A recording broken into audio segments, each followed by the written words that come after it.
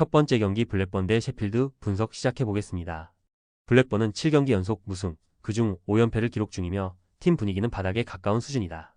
게에와 돌란이 전방에서 활발한 움직임을 보이긴 하나 실질적인 마무리 능력과 침투 간결성이 부족하다. 중원 연결고리인 데니스와 브리튼의 부상 공백은 빌드업 안정성에 치명적이며 수비진도 워튼과 카르고보 이탈로 조직력이 흔들리고 있다. 전반적으로 무너진 팀 밸런스 속에서 패스의 방향성과 전환 속도 모두 정체되어 있는 상태다. 셰필드 웬즈데이는 후반기 상승세를 꾸준히 이어가고 있는 팀으로 스미스와 잉겔손의 투톱 연계에 기반한 역습 전개가 매우 위협적이다. 윈다스는 이선에서 볼 운반과 박스 침투를 동시에 수행하고 있으며 전체적인 수비 밸런스도 안정적인 흐름을 유지 중이다. 최근 3경기에서 실점이 적고 중원 장악력도 부드럽게 이어지고 있어 원정이지만 밀릴 이유는 없는 구도다. 블랙번은 핵심 자원들의 이탈과 장기 부진 속에서 수비와 중원이 동시에 붕괴된 상태이며 공격에서도 게에와 돌란의 전개가 효율적으로 연결되지 못하고 있다. 셰필드는 최근 상승세와 안정적인 조직력을 바탕으로 원정에서도 충분히 흐름을 주도할 수 있는 조건을 갖췄다. 전체적인 전개와 실전 컨디션을 고려하면 블랙번이 다시 무너질 가능성이 높다. 두 번째 경기 브리스톨 대 웨스브로 분석 시작해보겠습니다. 브리스톨 시티는 3-4-3 포메이션을 기반으로 좌우 윙백의 왕성한 활동량과 하프 스페이스 침투를 핵심으로 하는 전술을 구사한다. 윌리엄스와 버드가 중원에서 패스 전개에 능하며 웰스는 골문 앞에서 결정력 있는 피니시로 마무리를 책임진다. 다만 측면 수비 자원인 테너와 베나루스가 이탈하면서 좌우 수비 밸런스에 다소 불안이 생긴 상태다. 맥널리의 부재도 후방에서 빌드업 안정성을 떨어뜨리는 요소로 작용하고 있다. 웨스트 브로미치는 4-4-2 시스템을 기반으로 전방에서의 압박과 빠른 볼 회전 그리고 암스트롱과 어원 마이너스 그랜트의 침투 능력을 활용한 수직적인 공격 전개가 강점이다. 디앙가나는 측면 돌파와 크로스 타이밍에서 우위를 가져오며 중원에서도 강한 압박으로 상대의 템포를 끊어낸다. 다만 중앙 수비의 핵심인 아자이의 부상은 공중볼 수비에서 불안 요인이며 플레이메이커 웰레스의 결장도 공격 조율에 영향을 준다. 브리스톨은 전방 압박과 전개 속도에서 강점을 보이며 홈에서 더욱 활발한 공격을 이어갈 수 있다. 웨스트 브로미치는 침투 효율이 뛰어나지만 후방의 불안과 중원 연결 부재가 약점으로 작용할 수 있다. 양 팀의 수비 균열과 템포를 고려할 때 빠른 전개 속 다득점 양상이 유력하다.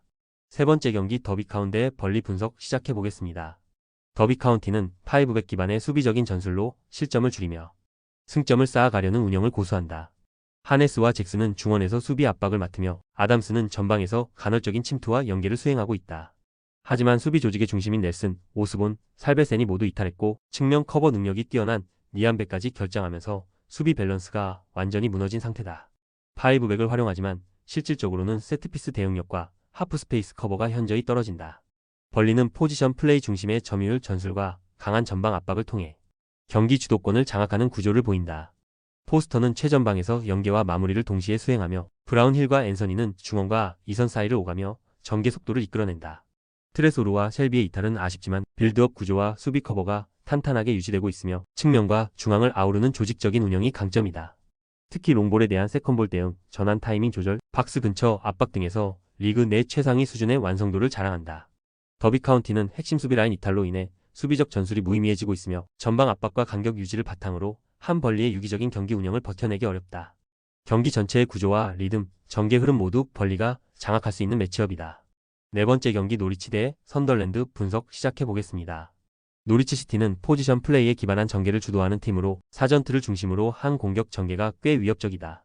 보르아와 츠르나츠는 전방 연계 플레이와 중거리에서의 득점 옵션을 제공하며 홈 경기에서의 점유율은 안정적인 흐름을 보인다.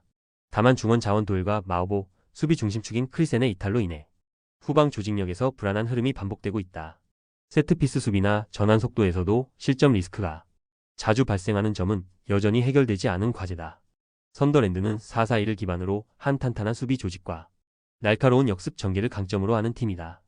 이시도르와 크리스 리그는 공간 침투에 능하고 로버츠는 박스 근처에서의 득점 감각이 뛰어나다.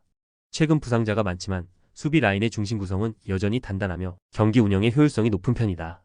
특히 원정에서도 라인 간격을 잘 유지하며 빠른 공수 전환으로 상대 수비를 흔드는 능력이 있다. 노리치는 전개력은 유지하고 있으나 핵심 수비 부재로 인해 실점 가능성이 계속 이어지고 있다. 선더랜드는 수비 조직력 유지와 전방의 빠른 마무리를 통해 원정에서도 충분히 흐름을 가져올 수 있다.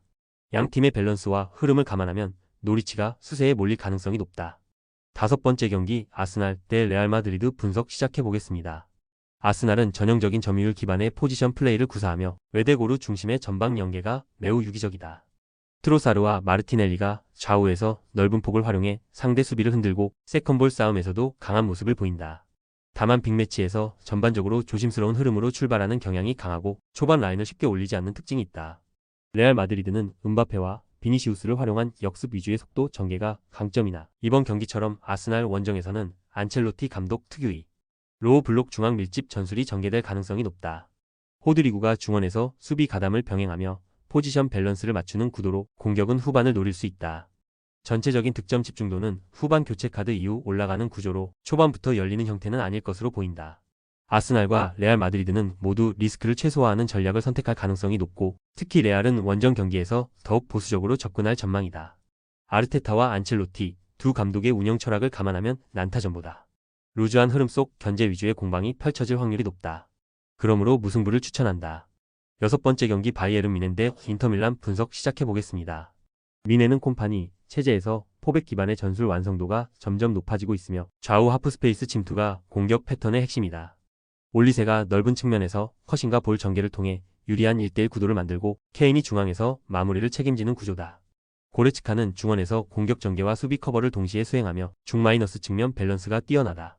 포백 시스템을 활용한 측면 오버래핑과 이선 합류 플레이가 활발하게 이루어지고 있다.